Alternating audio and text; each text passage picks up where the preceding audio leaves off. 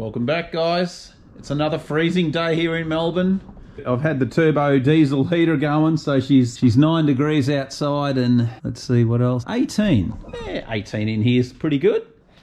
Anyway, what are we doing today? We've got finally our little brass bushes from BBT, courtesy of Das Resto, of course. And we've got our spindles sandblasted. We've pressed out the old bushes. So we're going to go and get these pressed in, and then we'll go and take it over to the bench and do, I don't know, probably 30-40 minutes of reaming. It's always torturous. But yeah, she's pretty cold outside, and at least this place does keep the warmth pretty well. So what we'll do, we've got a little press set up down here. Let's see how we go pressing these bushes in. I think that'd be quite an easy job, actually. That's pretty much done. It's just got to be nice and level. Okay, over to the bench. Right, so we have, this is the reamer, adjustable reamer.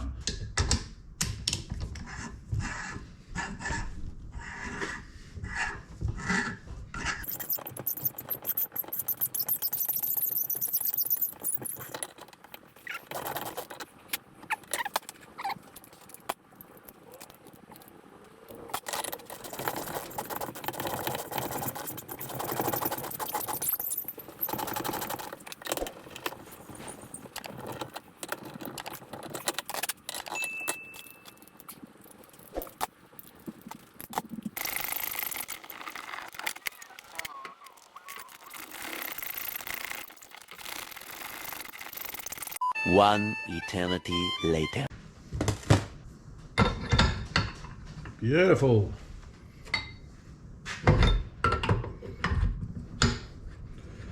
That's the go. All right, now we can start assembling it. Beautiful. And you can see on the reamer, I just put the tape on here because I know if I go past the tape, then we get into the danger period of going too big and making it too sloppy. So that's actually perfect. So now we can start putting the parts together. Fibre washer, cap. That one's going to go on like so. And then we've got fibre washer in there. I'll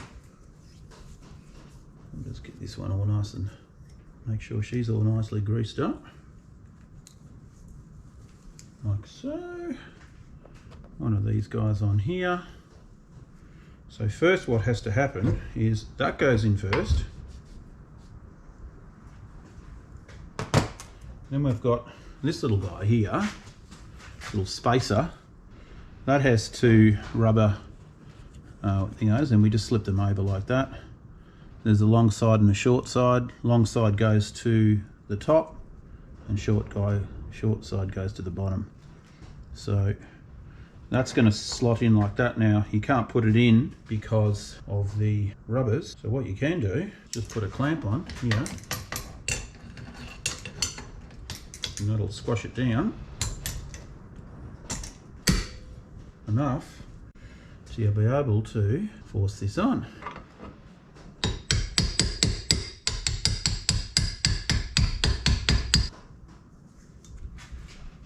Fibre washer on here, followed by our dust cap, and then that's going to go on the top. And then we have to make sure that that little slot is lining up with where the pin's going to go here, and that's right about, we're just going to make sure that that goes home. That's going to be our pin. We're going to go and put that in and stick this in the vise. Hopefully we've got everything in place.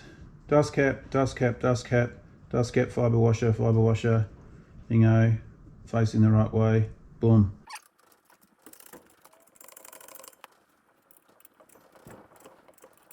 All right. What we do now, those two little rubbers, you just grab a screwdriver and press them up on top and up on bottom.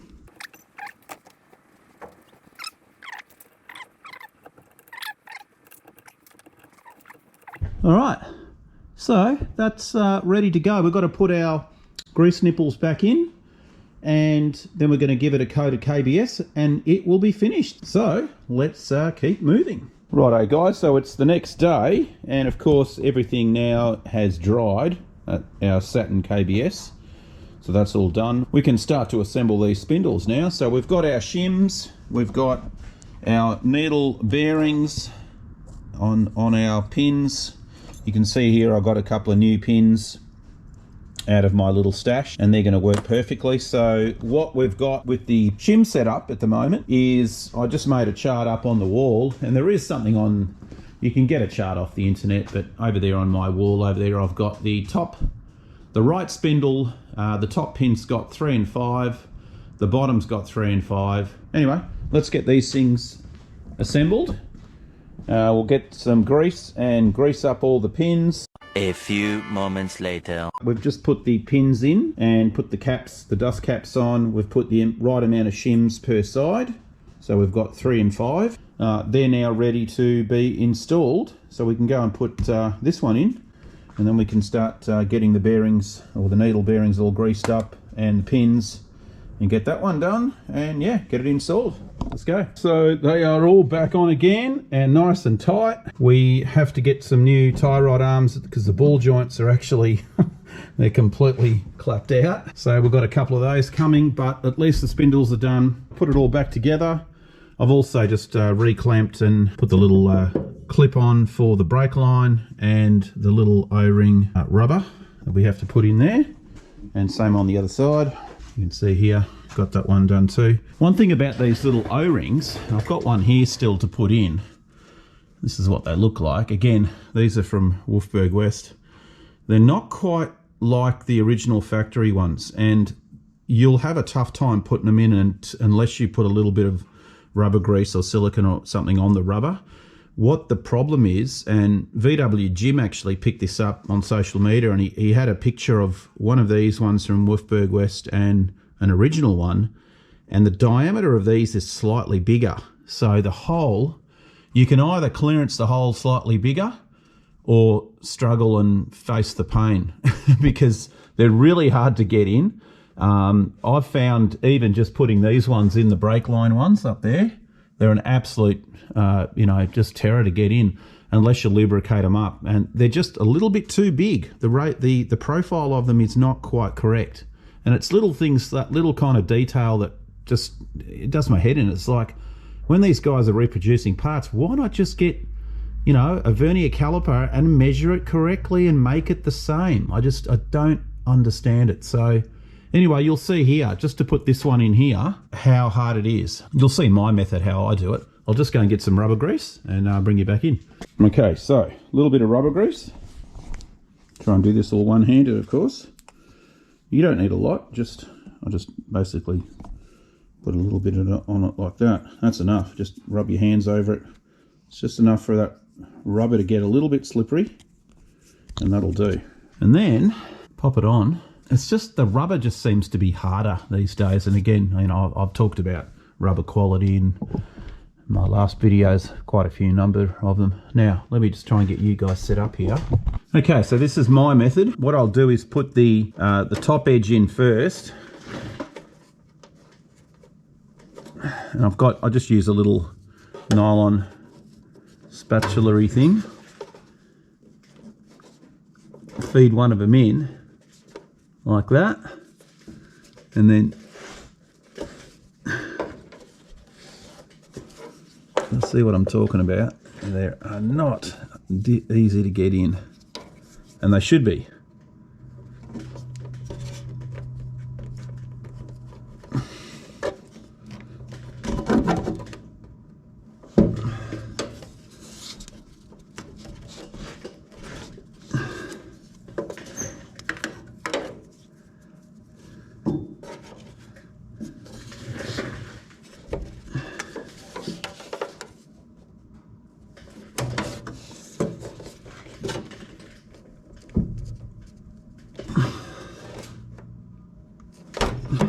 You can see, struggle, right? So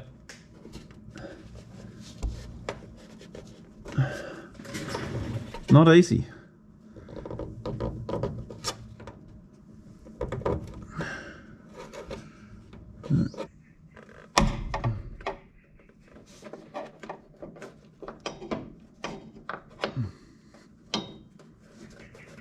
Okay, this is a better start. Got a little bit more leverage with the screwdriver.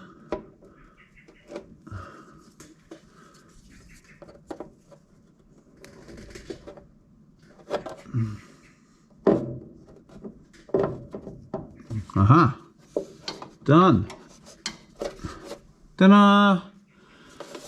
There you go, that worked. That was a slightly different method, but man, was that difficult. All right, we've only got another 20 to do. No, not quite. One more on the other side. Let's get back onto the front windows. We do have our little clips and channel in place. You can see that little clip there. That just slides in. Righto, I thought I wouldn't spare you too much of the torture on the window, so boom, she's already in. Went in okay. Well, you've always got this issue of when you've got the brand new rubber, it just wants to push the door down. So you can see now that the swage line doesn't line up. So it's, you know, it's just one of those things that you just got to wait for the rubber. I'll put a little bit of silicone spray on the rubber to try and make it a little bit more lubrication. I don't know. Anyway, it does work, but you've really got to slam the door to make it shut, unfortunately. If you don't slam it, this is what happens. So if I just go and shut it like this, it shuts halfway. So there's still just a little bit of resistance here. Not a big deal. Once they get a bit older, and you know the door's used a few more times, it'll come good. Anyway, what we can do now is get on to, we've got to take the safari frames out, of course, because they need to be all the rubbers need to be put in. We've got to put the glass in and get all that sorted. Yeah, more work. Okay, so what I decided to do off camera, I didn't video it, but you know, you guys get the gist. Boom, boom. Look at that. We've got a light grey interior, like from the factory. How cool is that? And did all the roof as well. I mean, it's just a coat of primer. It's nothing special, but that's how they were. You know, being a commercial vehicle, they only just had primer grey, light grey in the back here. And what we'll do is obviously leave the front blue how it's supposed to be. There is supposed to be a dividing barrier and a tiny window between front and back, but I don't think we're going to put that in. But at least the inside is actually done, and we can start to look at door cards, getting the hardware for the cargo doors done. What else can we do? All sorts of things. Even the tail lights. Actually, that is probably one more thing which I am thinking we might do today. Let's maybe get the tail lights worked out. We've got our custom dynamic LEDs to put in. As you guys know, I am not a fan of putting aftermarket indicators in the bumper bars, and you do see a lot of older cars that have semaphores. I like the fact that you can have the indicator and brake light in the one unit using these LEDs. So what we're going to do is we'll just get this area all set up here, and I'll show you how we're going to set them up. So here we go. We have the correct stoplight lamps for the 55. So interesting story with these ones is they are on later model ones, and obviously 55s you would think would have the barn door beehive style, but in Australia they were issued with this style. So it's actually quite a rare, and these are nice, by the way. These are actually legitimate real ones. They're not knockoffs. So yeah, which is pretty cool. So what we're doing, that's our custom dynamic LEDs that I've been telling you about, and you've seen them on the other vehicles I've done. Gen 180 AR2s is the thingo, and they're just ridiculously bright, I'll tell you, but perfect for these. I've got even some front ones, so these are going to get mounted inside the front headlights so that we don't have to have any aftermarket stuff on the bumper bars. So there you go. So they're going to go in the fronts, and amazing quality, really bright, psycho bright. They almost blind you, they're so crazy. So anyway, we're going to get these ones mounted onto here. We're just going to use a bit of hot glue just to mount them inside here, and that's good enough. That's all you're going to need. And you wouldn't think, being that they're red, that the amber would pop through, but they do. They're just that bright. So let's get these all ready to go. I am going to give you guys a sample of how bright these suckers are. These ones are the brake. And then of course, when you've got them together, so that'll be Parker's. and then together they'll be brake and parker. Okay, and then you've got indicator or turn signal. So you can see they're crazy bright, and even behind here you can see, just put them in there like that, do the turn signal. You can see how bright they are, and then of course you've got your brake. So they work fantastic, they're really good. So all we're going to have to do here is just get them centered somewhat. I've just put a little bit of hot glue just across there and across on the mount. Got it fairly central, and you can see now when we plug her in, you can see here brake light and turn signal and parker. So pretty cool. So, you know, that's the way to do it. And then obviously, you know, get it mounted in and you won't see anything that doesn't look original. These are about $89 US for these lights, and they are really good quality. They're not, you know, cheapies. Okay. Righto, let's just double check this one as well. Okay, brake light, indicator, and parker. Beautiful. All right, that job is done. I'll just get rid of these little straggly bits, and that's really all you need to hold them in place. You can see here, as long as they're central in the middle, done deal. Now the next thing we've got to do is we've got the third brake light, and this is the original one. You can see the inside of that is pretty bad. There's not a lot of reflective material left. I might go and sandblast this, and we might powder coat this in, I've got some super chrome in powder coat, and that will give it a reasonably good mirror finish on the inside. This part here is a bit banged up, so we want to try and straighten all this out, and I'll try and buff it up on the buffer, see if we can get all the tarnish off it. And we do have an original Hella third brake light lens too, so we want to try to save this obviously. So I might just start with tapping this guy, trying to get all this imperfections out of it and get it as straight as we can, and let's see how we go. Okay, so here's one of the lenses mounted, and I've just got my little 12-volt battery here just to show you guys how bright this is. So this is just the turn signals. Pretty nuts, eh? And then this is brakes. Yeah, extremely bright. And then parkers. I'm not sure what you guys call them in America. We call them parkers here, but just your lights at night. So just that, you know, it's a little bit less driving lights, I suppose you want to call them. And then brakes by themselves. They're very bright. And then of course it just looks red, you know, at the rest of the time. So anyway, that's done. We'll start working on the middle one here. We've got to just work on this little piece of chrome. Let's get that fixed up. Okay guys, excuse the noise, we've got the diesel heater going, and we're just going to work on getting this a little bit better.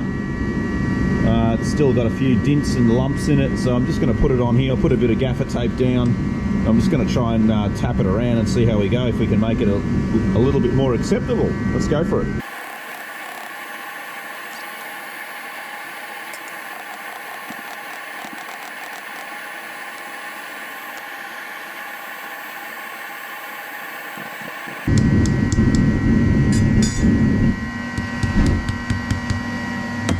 We're out of fuel.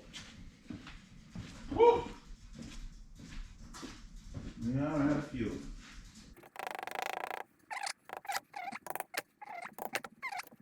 Trying to get the shape just a bit nicer. I think that's not bad. That's not bad at all. Okay, we'll go and take it over to the buffer and give it a bit of a shine and see what happens. All right, so there we go. We got it back. It actually buffed up pretty nice, eh? Good old quality old German chrome. Gotta love it. So that area that was a bit damaged here, it's acceptable. Like I said, you know, we're not looking for perfection here. So that part's done. We can now move on to this part. We're gonna go and sandblast this, and then we're gonna powder coat it with some super chrome and get that inside section all good to go. So let's go and put this in the sandblaster and see what happens. And there we go, nicely sandblasted and yeah, not bad at all. It came up almost, looks like it's brand new apart from not being shiny. So we're going to take this up and powder coat it chrome, and let's see how it turns out. All right, there we go, guys. Hot off the powder coating. Yeah, it's not too bad. Kind of gives it a bit of a better shine than what it has before, that's for sure. Very interesting. Yeah, so we'll get that. We've got to go and get the globe for it, of course, but at least now we can actually put this together and we've got something that's quite acceptable to put back on the bus. Very cool. One part done. Okay, moving on to some other parts to replace. Here's the old Tyrod arms that we pulled out, and you can see here they're the originals. We've got a nice little VW stamp just there. That's the unadjustable side, and then we've got the adjustable side. But unfortunately, yeah, 60 years of being on the road, and our little ball joints here are a little bit on the worse for wear side. So we've got some brand new ones here. I actually decided to go with 2 adjustables, just for ease of adjustment. We will get them reasonably the same length as these ones, because then we know where we're at, which is a good idea, isn't it? So let's just have a look-see here. That's about right for that one. Okay, and then this one. All right, let's get these guys installed.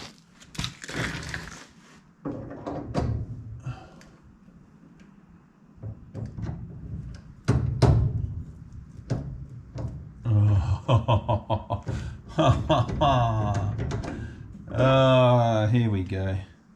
I just discovered something else, guys. You want to know what it is? One more part that I thought was actually in good condition, and it's not. Watch this. Ready? Oh, that's real bad. Damn. Okay. Oh, well, we weren't putting those in yet. We're going to have to take this out. One more job. Let's get it out. All right, guys, so we're going to have to wait to get that center pin sent down from Das Resto. So in the meantime, we'll just call it good. Now, I did stick one headlight in, and as you can see there's our little LED hiding behind in the corner, and that's crazy bright. Once you put it on, and you can see from the front here, you really can't see it unless you're really looking for it. And it just means you don't have to worry about having aftermarket bumper bar indicators that just, you know, ruin the look of that old school bus, I suppose. So yeah, I'll give you guys a test once we do get all the wiring hooked up to a battery, but you'll see how bright that is as an indicator. It's amazing. Pretty good. Awesome, guys. Well, that's probably it for today's effort. We've still got a lot to do. We've got the other window frame to do. There's just tons of stuff. There really is. I will catch you guys in another episode. And again, thanks for the new subscribers that are coming along on this journey with all this VW and custom cars and all the rest of it. So until the next episode, stay funky. You.